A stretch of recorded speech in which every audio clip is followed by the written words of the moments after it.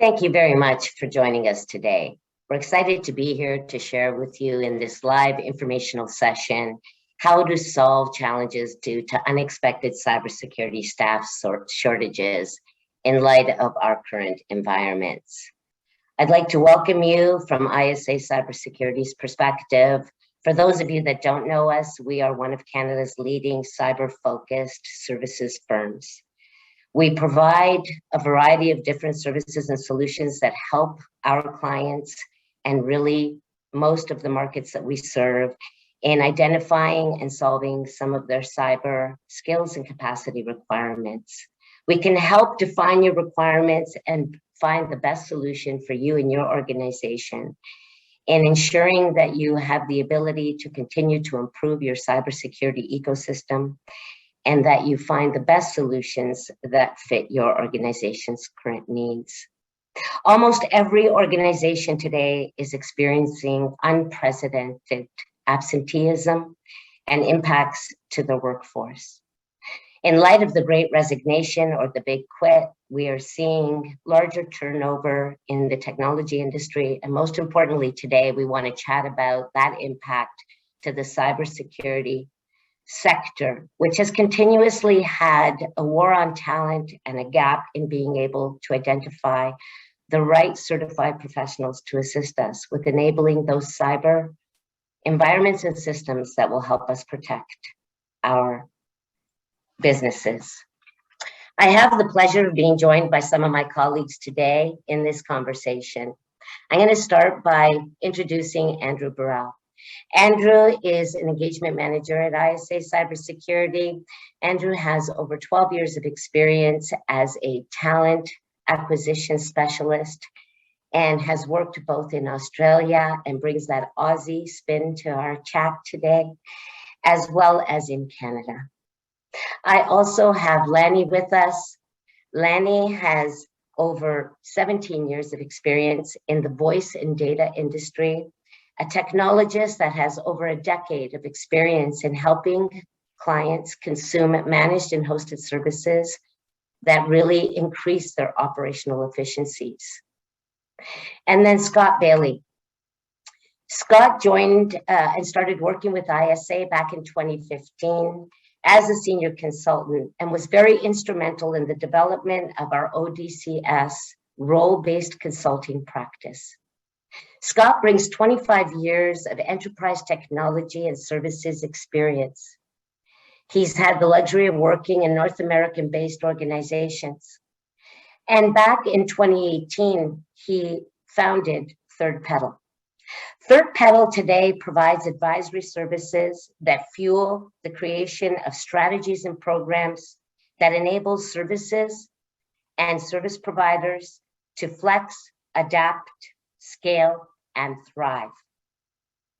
Without further ado, allow me to introduce Scott Bailey.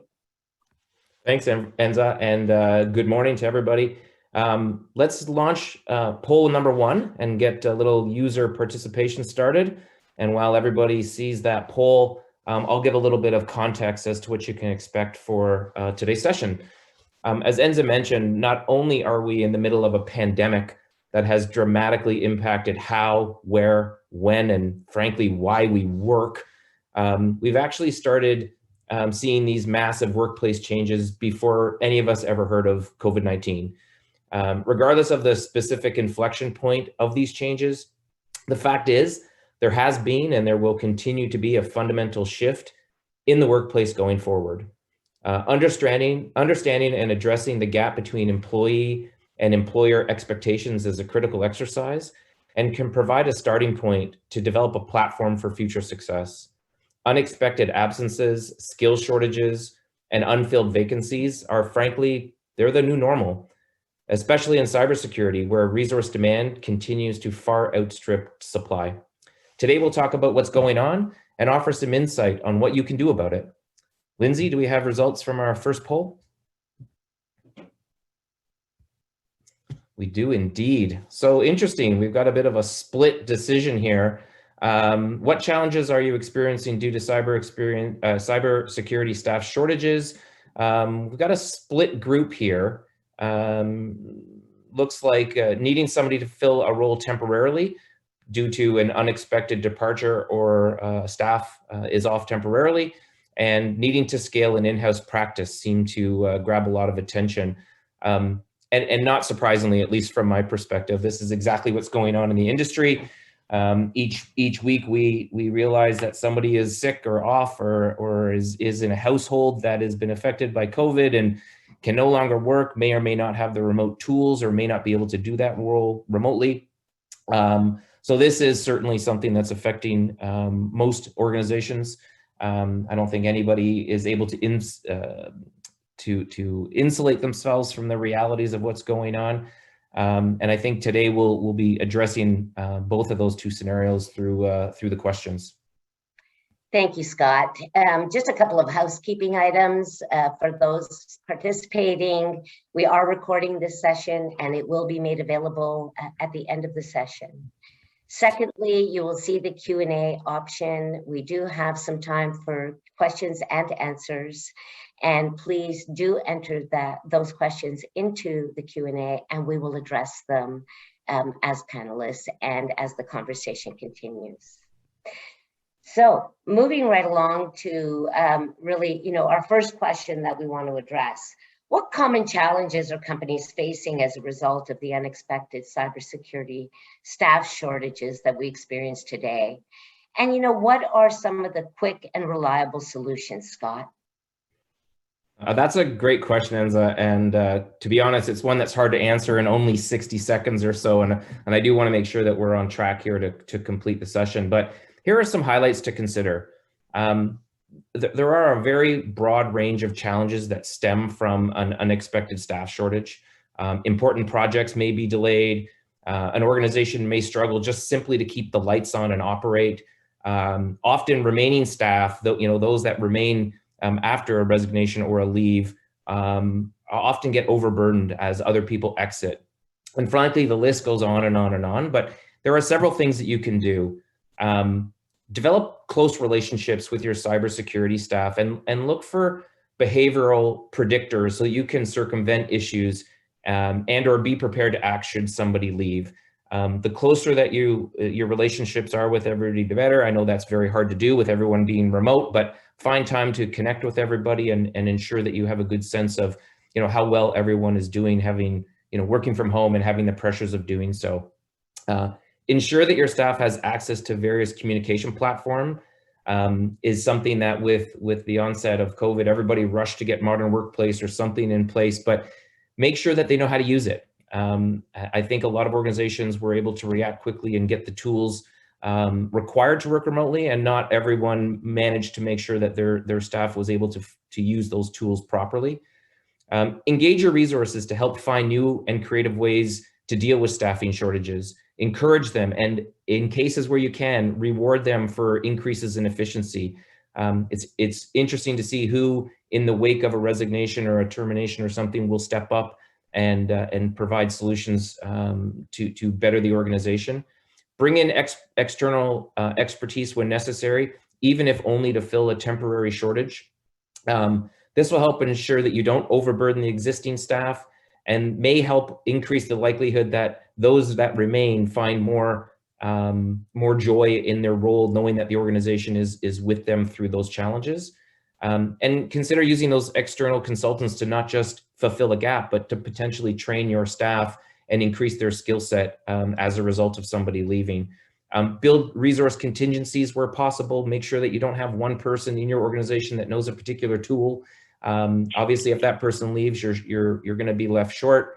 Find opportunities to cross-train your staff and encourage self-paced skills development at every opportunity. Define your human resource value prop and connect as many people in your org as possible to your business-aligned goals. And frankly, and maybe most importantly, figure out a way to embrace a hybrid or remote work culture. Yeah, it makes sense. Some of those strategies are some that we use each and every day. And then, of course, some of them are specific to some of the challenges in the cyber talent shortage that we see. ISA has been providing role-based consulting for going into our 7th year now. And we continue to learn, and adapt to that changing workforce. Let's move on to question number 2. Great. So, as far as this particular question, Andrew, I'm going to lean on you to help us understand what criteria should be used to determine the best solution for the challenges resulting in the cybersecurity staffing shortages that we see today. Thanks, Enza. Well, the skills shortages in cybersecurity, I would compare a lot like the software development industry. For both industries, the practitioners who really care about their craft and tend to be self-invested in continuing their education and amassing industry-relevant experience. That those practitioners appeal to many and enjoy a plethora of choice in the market. And when we're establishing the criteria to address the business needs in a highly competitive marketplace, some of the most important aspects that I recommend establishing before going to market would include, what is your compelling story that you're trying to tell, and put out there in the world to attract cybersecurity talent and retain them? Are you competitive on salary? Is there management, technical lead, or other defined development pathways that you've got planned already? How are you communicating that to the talent pool that you're reaching out to? Is the technical stack and the improvement roadmap in place so that there's a clear vision of the work that this person will be contributing towards the success of? Are there specific work conditions, benefits, certifications, or other aspects of the company profile and work that can create a point of difference in the hiring process? And finally, have you wrapped all that into a cohesive kind of package that you take to market? Because really it's hiring, but it is also selling when you're in a competitive marketplace. So these are sort of questions that I would assume most companies have sort of gone through in some sort of formal or informal capacity, and are now looking at pushing through a hire. However, before reaching that point, some of the key questions that I think should be asked would include, do I need these skills internally, or can I consume them from a third party, whether that's temporary, managed, hosted, or other? And how am I planning for redundancy to cover sudden departures, illness, and annual leave, which I think Scott already referenced earlier. To go into a bit of a deeper dive on that point, I'll now hand over to our solution architect, Lanny, to talk further. Thanks, Andrew. Good morning, everyone. I think it's also important to consider in your criteria current versus future state. Where are you now? Where do you want to go? And how do you want to get there? I'm going to cover some other scenarios that may resonate with our audience, and I'll start with the dreaded perpetual hiring cycle. Let's just say that you had a recent departure, except it actually wasn't your first, but your third in 2 years.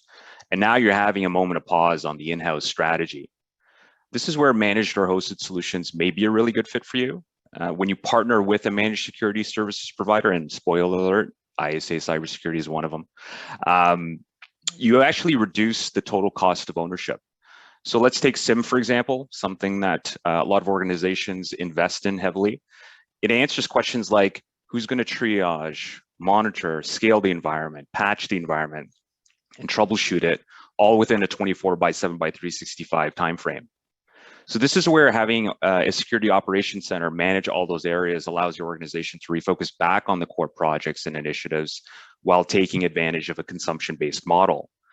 So there's also flexibility out there with a lot of providers where they provide 1, 3, and 5-year term options, and that can suit various organizational timelines. But let's move on from SIM for a second.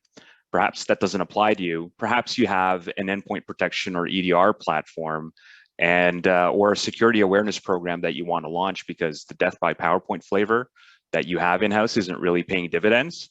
Or maybe you have a vulnerability management program that you want to launch or offload the existing program. These are all areas that we can help out with. Back to you, Enza. Sounds great. Thank you, Lanny. As we move on to our next question, Andrew, just, from a voice check perspective, you cut out just a little bit at the beginning, but I'm sure that, we're all used to a little bit of technical interruption. Well said, Lenny, and a good definition. Let's move on to question number 3. And Scott, when we look at how COVID-19 has affected the cybersecurity labor markets, you have some statistics and data. Obviously, it's part of your core business. Help us understand what you see as that effect. Yeah, absolutely. COVID has, I think it's fair to say COVID has further complicated an already complicated cybersecurity labor market, right? There's for a long time, there's been far too much demand and not enough supply. We've all seen that. Everyone in that space knows that. It affects the cybersecurity part of the IT landscape more so maybe than in the rest of the IT landscape.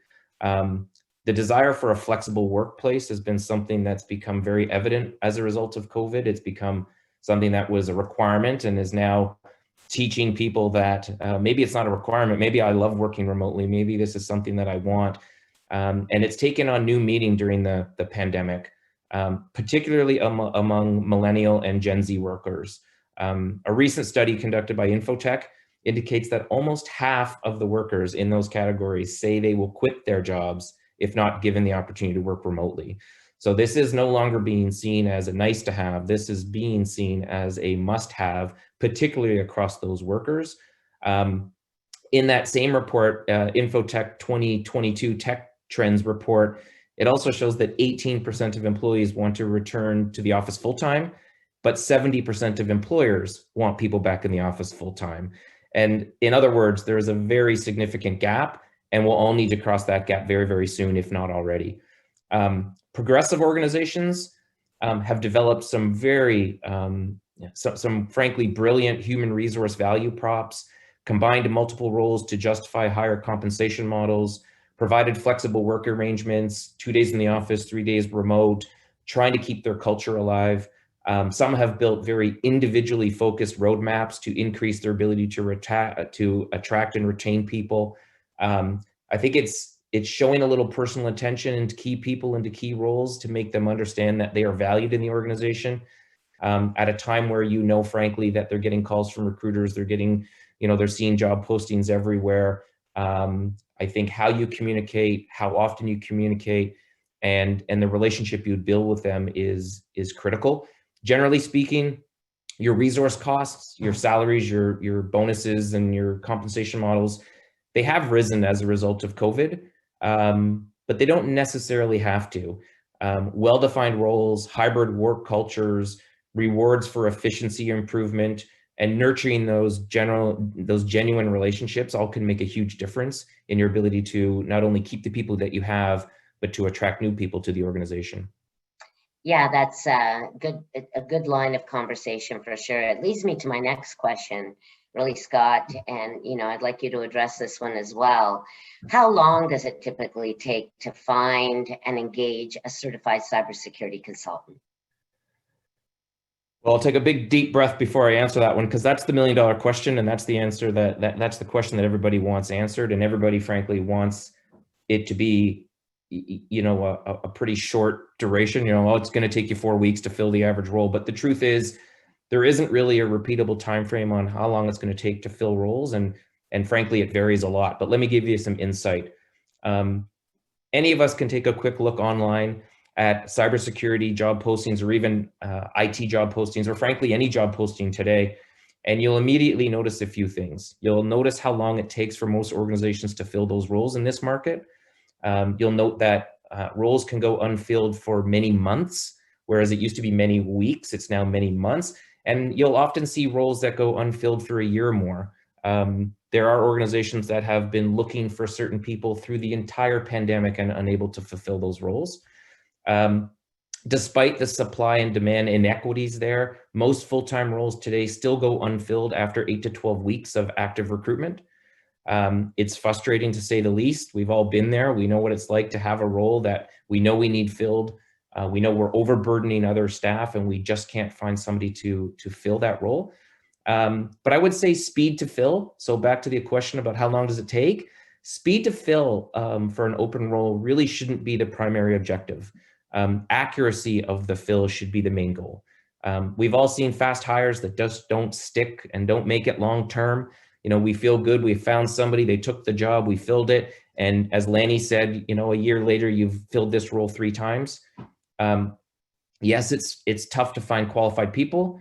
Yes, there are a lot of organizations looking for the same types of people and the same types of skills.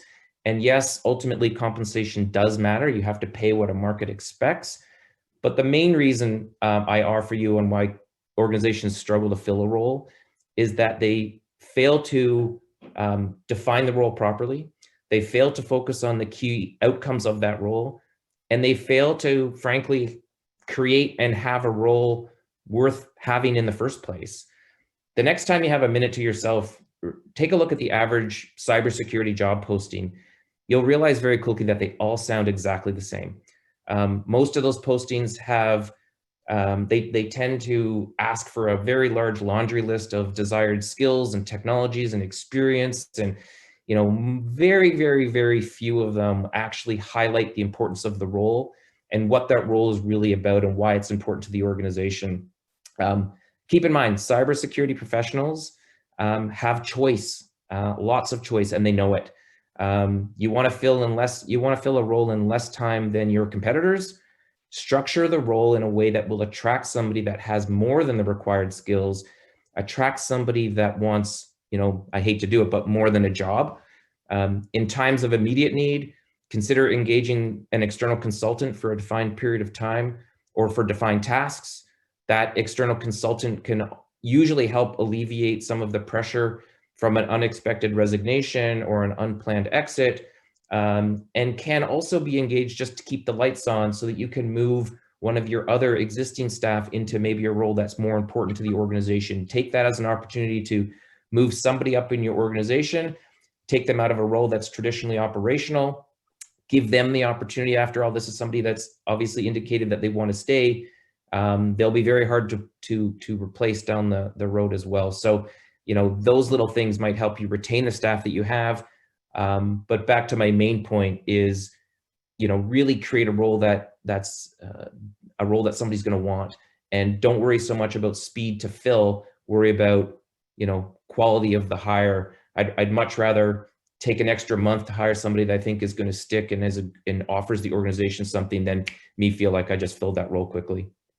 Yeah, that all makes sense. I think you're going to sort of poll our participants.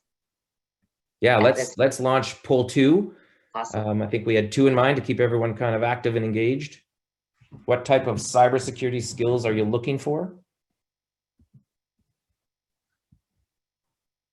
Okay.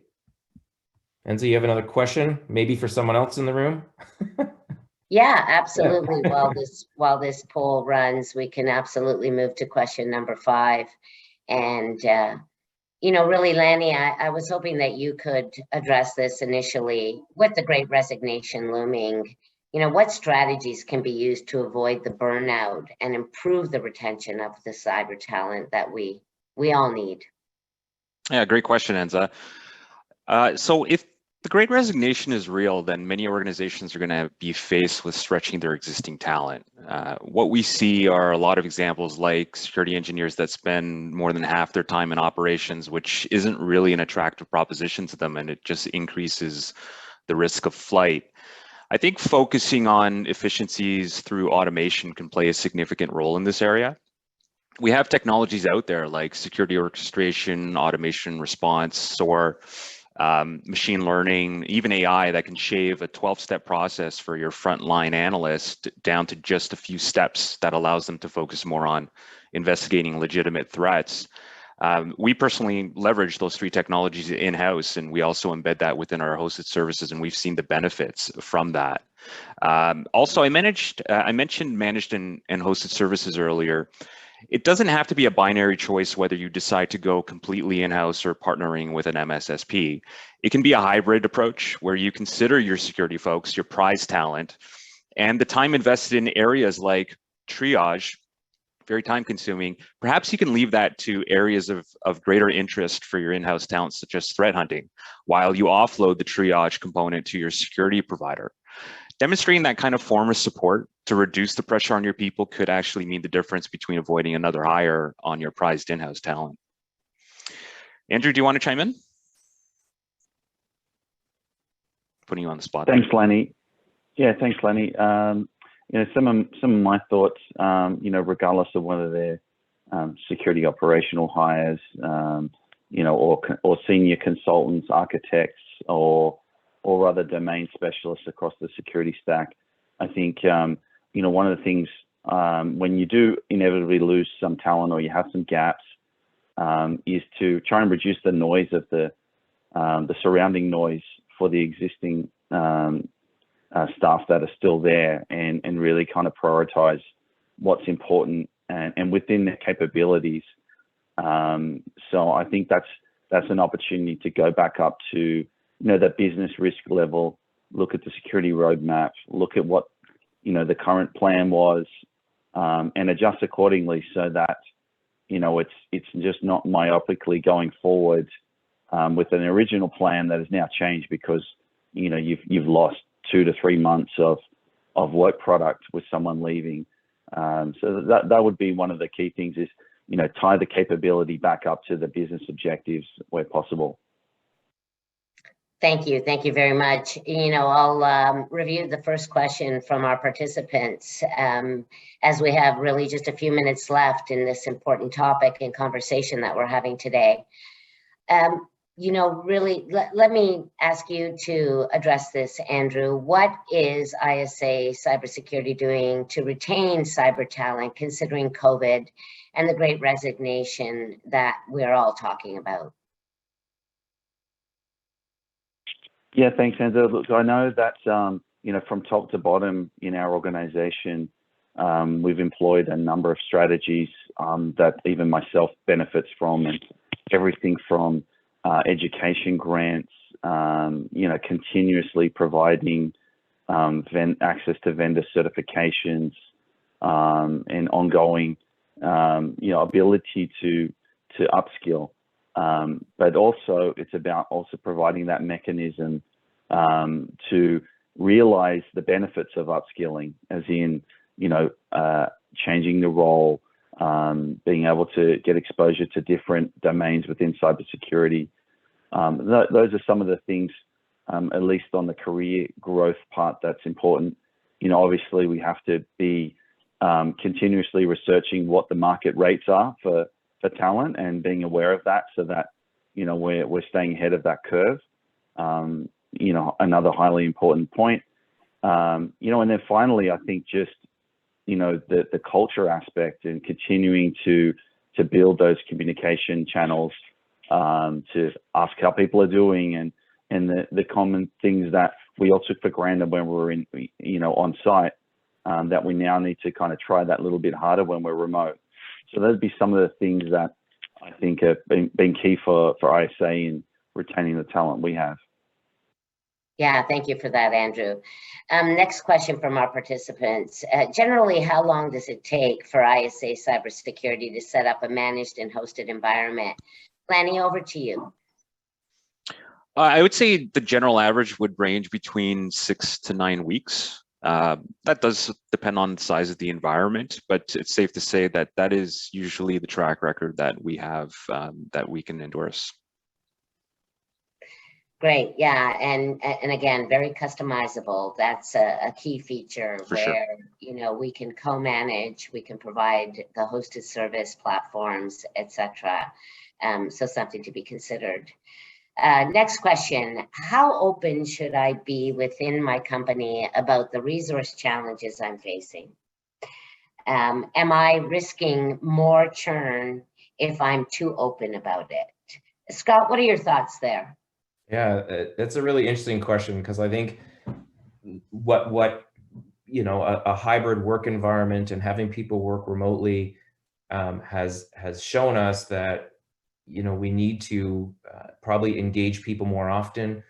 We need to check in on people more often. Andrew said that is something that ISA has been doing, and I've been witness to that. I think you have to first look at the culture of your own organization and how open in general you are about things. But certainly in our experience, when you are open with that, it humanizes things, right? It realizes that we're all in the same boat together. If we're in an organization that communicates our goals and objectives well, then we want more and more people to participate in the pursuit of those goals and objectives. So, I would always suggest more open than not. I would always suggest that people that do these roles every day generally have better insight than anyone else in the organization as how those roles might be improved. Some of the best efficiency gains I've ever seen came from people that were doing the job, not somebody sitting in an office thinking, hey, wouldn't it be great if? People who really do this for a living and see it every day and use the tool. And I know you gave us these 2 tools to work, but this tool is terrible. We don't want to work with this tool.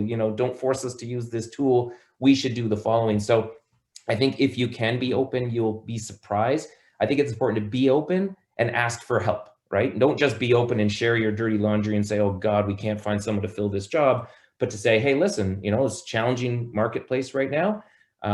You might get, I've seen individuals step up and say, I think I can do that job in addition to mine. And you get the opportunity to then look at, can you create a more efficient organization? Can you create a path for somebody who might be in an operational role and wants to, get into an engineering role? Lanny said it too. Engineers, architects, they don't really want to keep the lights on, right? That might be something that you can offload to a managed service provider and then enrich the life of your resources to do things that are ultimately going to get you towards those objectives as an organization quicker. So I don't think you're risking more churn. I think you're actually risking more churn if you don't and aren't honest with the staff of what's going on and ask for them to help. And frankly, when you ask a group of people for help, you'll see who steps up, right? There will be someone in that organization that steps up and wants to be a part of the solution. Hey, Scott, can you share the poll results? Can I share? I can. We do have it in here. Yeah. So poll 2 was, what type of cybersecurity skills are you looking for? This is kind of what I would expect. It's all over the map. Predominantly, it was security architecture and consulting, about 2/3 of the response. And then kind of an even split through project management, PMO, security operations, security engineering. And then there was some vCISO as well. I'm curious as to what the other was, but I'm sure it's around the cyber landscape. I think it'd be interesting to look at those things in more detail. Certainly some of those I know for a fact ISA can assist with.